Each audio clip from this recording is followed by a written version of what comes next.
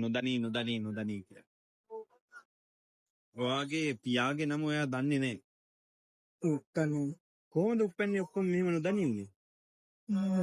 මං සාමාන්‍ය පෙළ විභාගෙට යද්දි මට උප්පැන්නේ ඕන වෙන්නේ. කලිනුත් උප්පැන්නේ ඕන වුණා තරංග වලට යද්දි. ඒවට මට යන්න ඒ ඉස්කෝලෙන් යන්න දෙන්නේ නැහැ. කලාප තරංග වලට යන්න දෙන්නේ නැහැ උප්පැන්නේ නැති හින්දා. මං තරේ යන්න ගත්තේ නැහැ ඒක.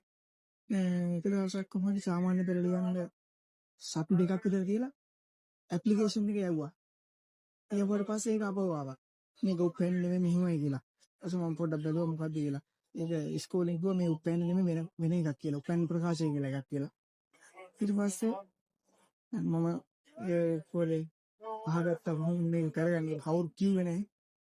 අම්මයි තාත්තයි නෑ ඒක කරගන්න වෙන කට්ටිය නම් හදලා දෙනවා. ඒක මම අම්මයි තාත්තයි මට කවුරුන්ද දෙන්නේ මම තනියම හිතාගත්තා මේ කොහොමද හදාගන්නවද කියලා.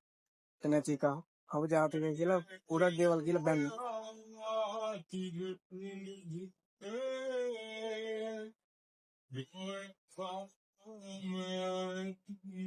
සින්දුවක් තියෙනවනේ අහලා දිනව උප්පැන්නේ පියාගේ නම. ඒකත් තිරක්කුනේ කොහොමද නම් කියලා.